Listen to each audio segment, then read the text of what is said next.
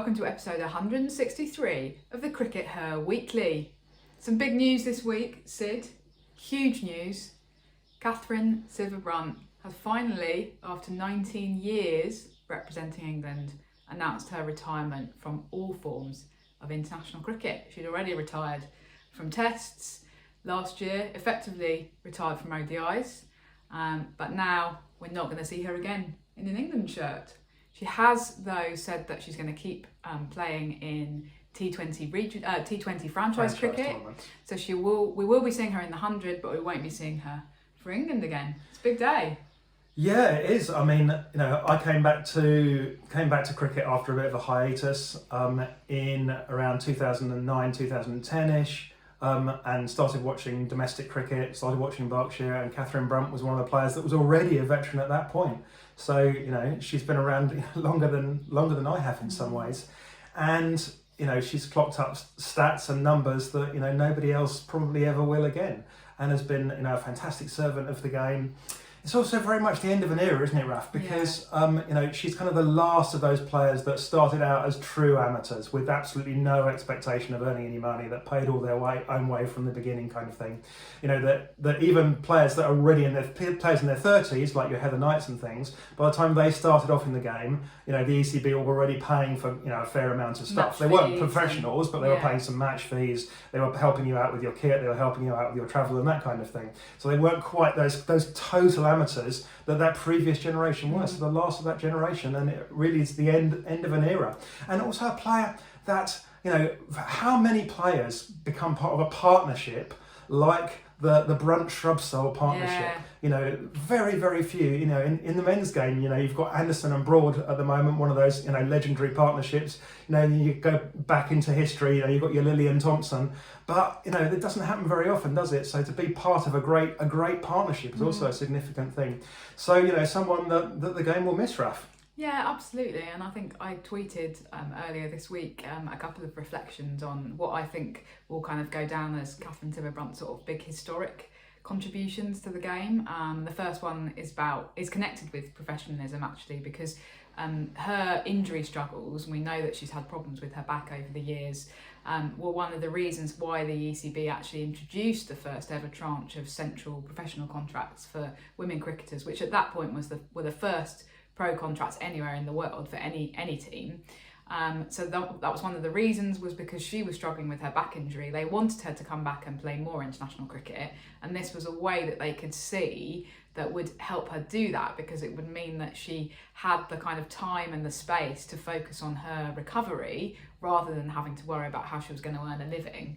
And it also obviously meant increased kind of covering of medical costs, so she could have the best quality treatment. And it got her, it basically bought her 10 more years of international cricket. And it's no coincidence that she's been more injury free since those England contracts, since they got the vastly improved medical care and that kind of thing. Exactly. It shows what a difference professionalism makes. Yeah, and of course the other thing is that her and Nat Sciver-Brunt have been the first sort of openly gay female cricketers currently representing England, and obviously there's been many previously, and this is something that I've sort of written about, that actually but to be the first players who kind of felt able to sort of live that truth publicly is a really important statement, and I know that they were both concerned about the kind of that they might get some comeback from that. So it was at that point in 2019, it's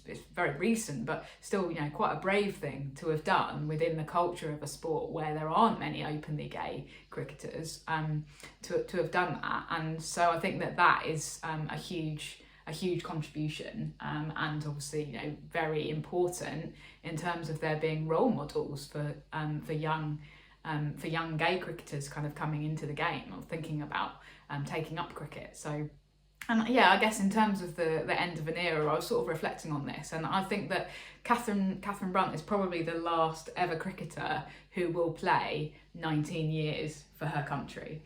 And that is the impact of professionalisation, isn't it? Because the volume of cricket now in this professional era is such that it just won't ever be possible for anyone again to play for their country for 19 years. So yeah, it is the it feels like a kind of quite a historic retirement that we've seen actually. Now, I guess the one thing that I'd say, that I would add to this conversation is, was it the right time to retire, or should she perhaps have retired a year ago? I think that the one mistake that she made, which a lot of professional athletes do make, is going on a year too long. And if she'd retired a year ago, we wouldn't have had the slightly unhappy spectacle of her, shouting at teammates in the Commonwealth Games on the field, doing exactly the same thing in the World Cup, and kind of bringing a little bit of a sour taste to the very end of her career. I think that's one area where Anya Shrubsole did get it right, isn't it, Raf? Yeah, I'd agree with that. But I think, I have empathy in the sense that it is very difficult to know when your time is up, and especially if you're a player who has kind of worn your heart on your sleeve for the whole of your career, and that's been something that's made you successful. She kept doing that a little bit too long, but I don't think that we should perhaps judge her too harshly for that.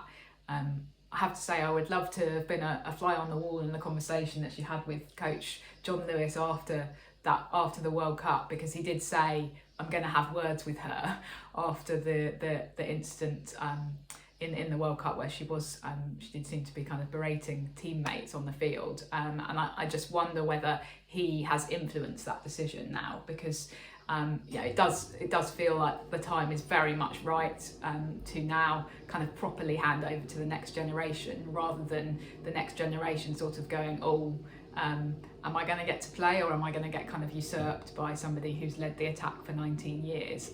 And that's a tricky situation to be in. So yeah, and while she remained a very good player, she definitely, you can go back and look at the video footage of her playing 15 years ago, and you can see that she was a much better player. She was a much more aggressive bowler 15 years ago, and her powers had waned a bit, and she'd changed what she was doing, much the same way that James Anderson has done.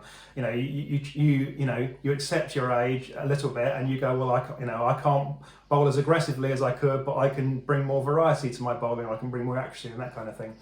So, and to have stayed on top of her game and to be carry on, being selected in international cricket for so long is just a huge, fantastic achievement. Yeah. Now, she's not the only retirement this week, because another fast bowler has decided that she's going to kind of go off and focus on franchise cricket. Yeah. And I want to talk quickly about this, because Shabnam Ismail has made the same decision. And we talked last year at the time when Deandra Dottin and Liz Elsley were retiring about the challenges of being a woman going in and trying to play just franchise cricket, because you very much at that point have to be your own manager. You have to run your own physio department. You have to run your own fitness regime and all that kind of thing. And all that stuff strikes me as so much harder for a fast bowler, because a fast bowler is so dependent upon levels of fitness that are actually really difficult to maintain. If you don't have a team of people behind you kind of pushing and driving you on, it depends upon being able to maintain a rhythm. Fast bowling is very much about rhythm, isn't it? And that's going to be a really challenging thing for both of them. Shabnam Ismail, I think, won't have any problems with the fitness, because she just strikes me as the kind of person that will be 60 and she'll still be running 10 kilometres in half an hour, because she strikes me as a very disciplined kind of person. But that rhythm thing is going to make it really challenging for them in franchise tournaments, because they don't. Well, we know we've got sort of 4 or 5 big tournaments now. They're not around the year thing quite, are they? So it is going to be challenging for them. Yeah, I guess it's the lure of the money, isn't it? Ultimately, I think that's if you can play in a couple of these for the next few years, then you very much set yourself up. And the fact that we're now on the cusp of women making huge amounts of money from those franchise leagues means that we are going to see this quite a bit more. People kind of, this is one reason why we're not going to see anyone else representing their country for 19 years in the way that Katherine Brunt did, because the lure of the franchise leagues for the last five years of your professional career is going to be so great, right? That the temptation will be there to just take that money. Yeah, very much that would be the sensible thing to do, given the amounts of money. Well, it's a long set retirement. yourself up. Yeah. Exactly. So we have also this week had another round of Rachel Hayhoe Flint matches, haven't we, Sid? We have, and we need to talk about something really, because there's something that we don't shy away from the big concerns, and I'm actually quite cross about some of the stuff that's gone on. Right. Okay. In fact, I think, Raf, I'm going to phone the ECB right now. I'm going to take your phone. I'm going to call the ECB to complain about this. Okay. Hello, is that the ECB? Yeah, I'd like to speak to whoever's in charge of the weather, because it's a disgrace. What do you mean? Oh. They put the phone down on me, Raf. Well, that's disappointing. No one at the ECB is prepared to take responsibility for the weather, because I look outside my window now and it's raining again. It has been very much the theme of the last couple of weeks, isn't it? A lot of rain interruptions, and we've had our game in Hove. Do you ever worry that people will just switch off because your jokes just get progressively worse, Sid? No. Okay. Anyway, yes. So we've had one fixture completely washed out, which was the one at Hove between Vipers and Storm that we were meant to go to. Yeah. Well done, anyone who voted in our poll, because you saved us a totally unnecessary 4-hour round trip in the car. The Sunrisers v Stars game at Radlett on Friday was rain affected, wasn't it? Yeah, the game yesterday was rain affected. And the lost Moses in the Thunder game that we watched on telly. The Sparks game was rain affected as well. So, Sunrisers v Stars. I was at work. Oh no, I was at the election count, and you were watching. Yeah, and when it didn't rain, it was a nice diversion to have that on the television for myself. Okay. And some, again, these commentary and everything are getting better. We had a moving camera again, so it wasn't just 2 fixed cameras. Okay. So we were able to see most of the action and enjoyed watching it. Not looking good for Sunrisers again already, though. I mean, the real problem is that we had this brief kind of thing at the beginning of the season where we thought, maybe they're actually going to, kind of. This is going to be the year that they start actually winning some games. Well, they started winning a game, but we looked to be very much back to the old Sunrise. And as soon as Stars got past the sort of 200, you were thinking, I don't think they're going to be able to chase this. And they were very much not able to chase it. And it does really start to look like, again, the batting is very, very weak. And if Grace Scrivens doesn't make runs, then everything kind of falls apart. It's already looking like a tough season, and they're right back, at the south end of the table again. And it's tough, and they're going to need to change something quickly, but it's hard to know what they do. Maybe Donna van Neerkerk coming along is going to make a difference. Yeah. Obviously, someone that can, bolster the batting, because they desperately need that right now. And then yesterday, there were a couple of games that went ahead on Saturday. So Diamonds v Blaze, and Diamonds bowled out for 62. That was a bit of a turn up. Don't look much like defending champions in this trophy at the moment, do they, Sid? No, Diamonds. Well, we see actually 2 themes from that Diamond Blaze game. The first is that the Diamonds are looking very, very fragile. That's the second game in the season where they've absolutely collapsed in a heap, and the other game they won really, really convincingly. So the Diamonds have been springing and sprunging like Zebedee between the good and the truly awful. The other thing we've seen is Blaze, making a really good start to the game and then nearly stuffing up in what should have been a very easy chase. They wind up, wickets down again, and nearly stuffed up, chasing not very many at all. So Blaze, it's a psychological thing, top of the table, but they don't look like convincing champions right now at all. I mean, they might end up doing it. Very much to say that they might ride their luck and then kind of push on, but at the very moment it really does feel like they're riding their luck to be at the top of the table there.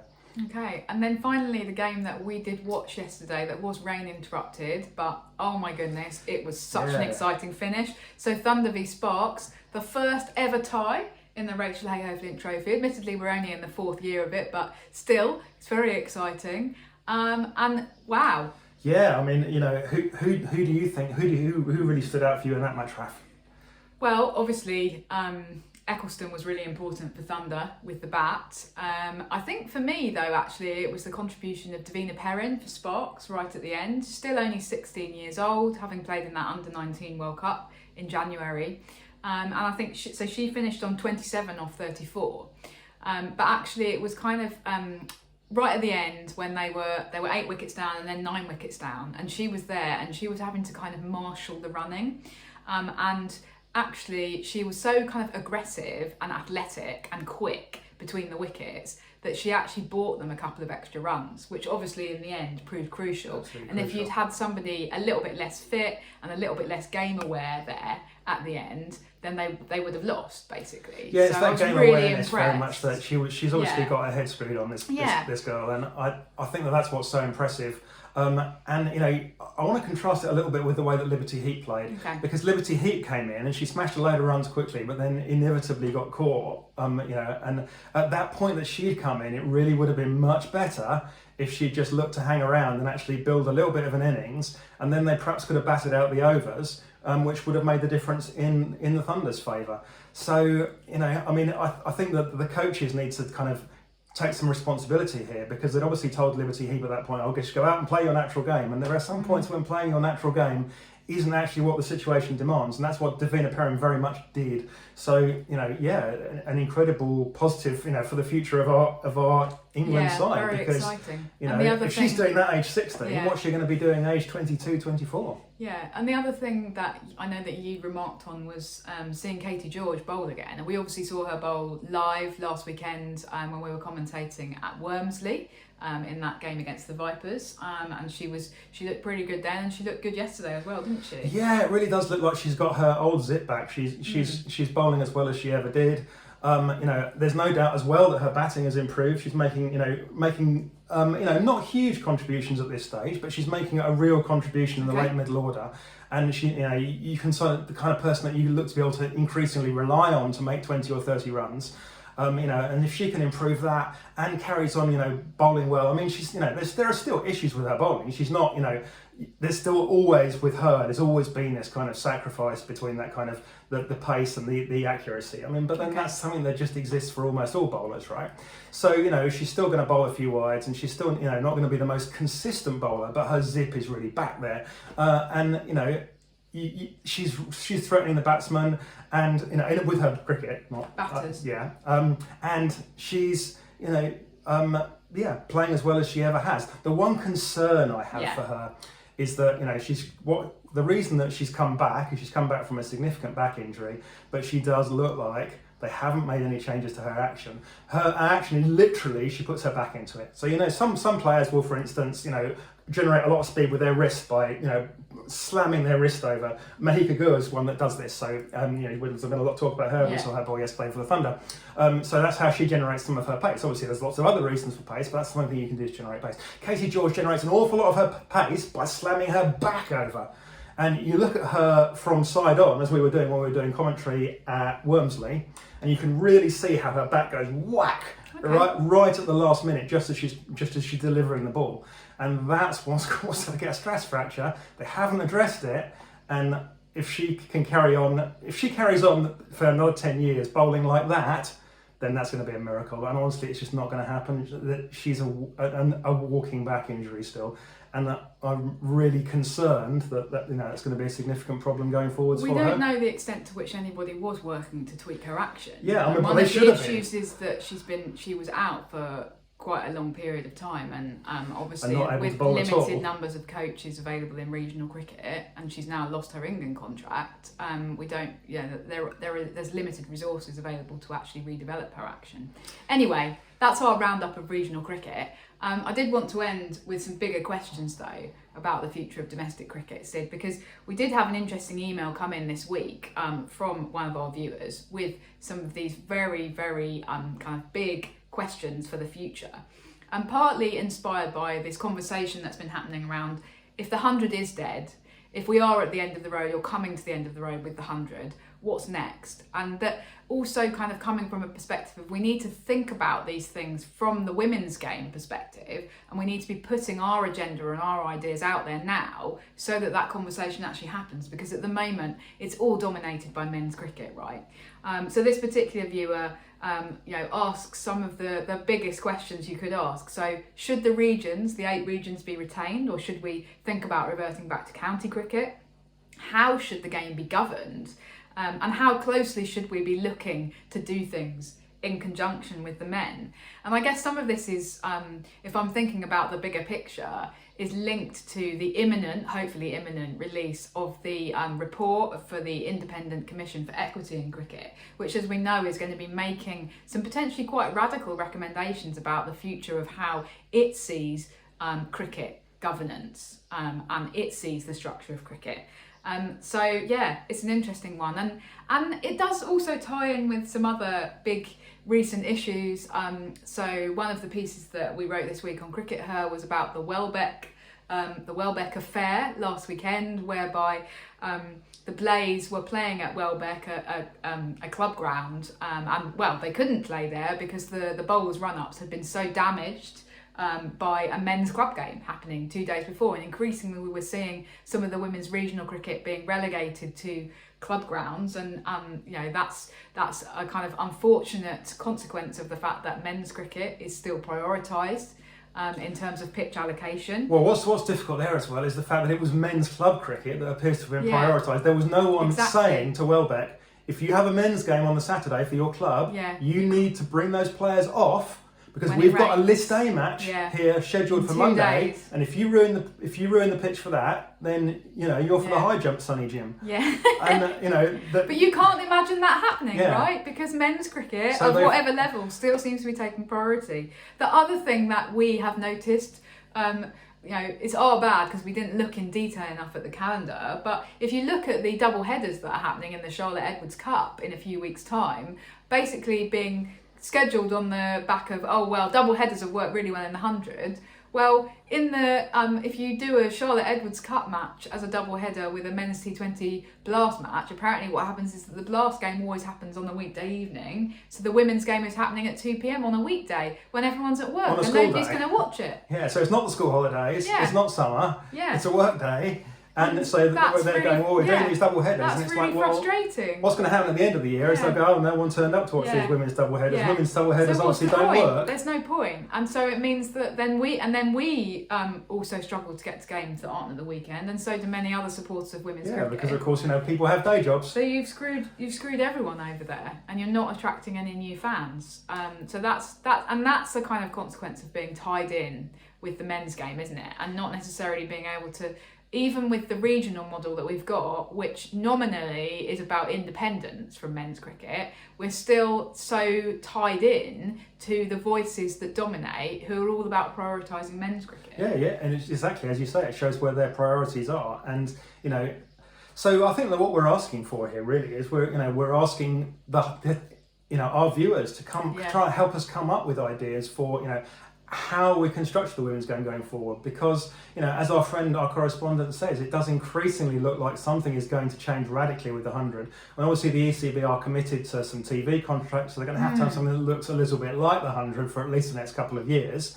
But going forwards, where do we want the women's game to be? One big question is, should we have separate stadiums for the women's games? Should we actually try and build these small boutique stadiums that have been so successful in women's football in starting to grow the game? And yes, clubs like Arsenal and Chelsea are starting to grow out of those boutique stadiums now, but those smaller boutique stadiums within cities, so we don't have to play games at Welbeck. If we had a proper ground in London that had a capacity of 1,000, 2,000 people, then we could host games there for 2 or 3 of the southern-based clubs and regularly use that. Even potentially England could play some fixtures there for their smaller series. I guess that's very London and the southern centre. But we could do the same thing in Birmingham. Okay. We could actually, potentially turn the Edgbaston Foundation ground into a proper ground that can actually host, 500 or 1,000 people, which it can sort of do at the moment, but it doesn't really have those mass facilities. It's got like 2 toilets, for example, so it can't really cope with a large crowd. So we need to try and look maybe at building those bigger grounds, which the women's game can be hosted at, for example. Do we want the women's game to have its own facilities? Do we want women's regions to have their own facilities? Because at the moment, women's regions don't own anything. Well, that's it. They're constantly begging and borrowing from the men's clubs to try and to create their training facilities. A little birdie told me that one of the women's regions, I'm not going to name names, has been having problems getting access to the gym at their first-class county because the men's players don't want them in there. The women are getting in the way. What a surprise. And so they've been struggling to get access to the gym facilities, and that's just ridiculous.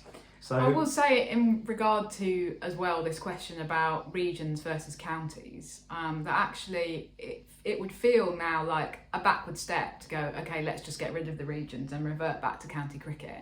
And obviously the big conversation is about how you fund it, how you fund a fully professional domestic women's structure, which is what we're moving towards. We're almost there right now. Yeah. And this would have been a conversation that people at the ECB who are responsible for women's cricket would have been having like 5 years ago. How do we actually fund that structure?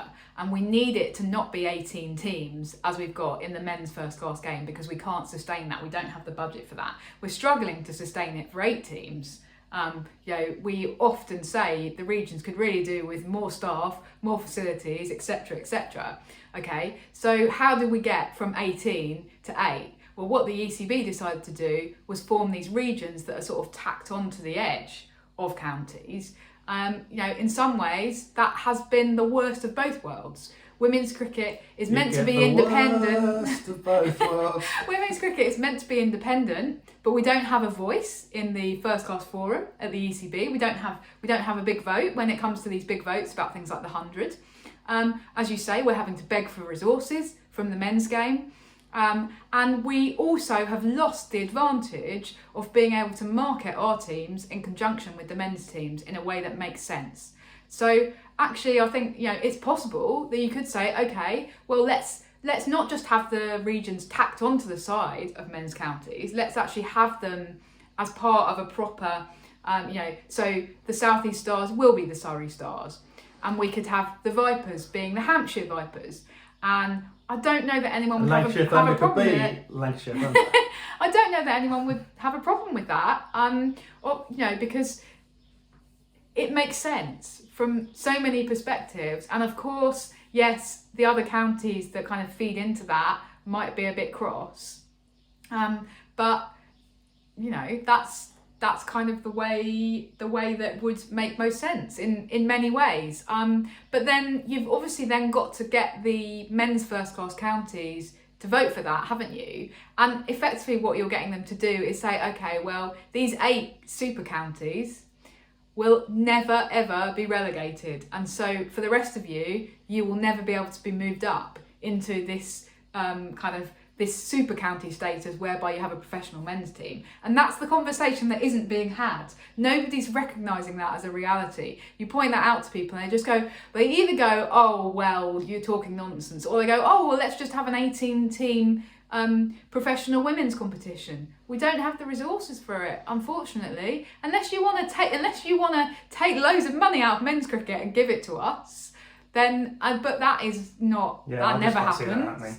Anyway, big questions, big conversations. As Sid says, we're really interested to hear what you think. Okay. Great. Well, that's all for this week. And I guess we'll return to some of these big questions next week, maybe. Thanks for tuning in. Bye for now. Bye.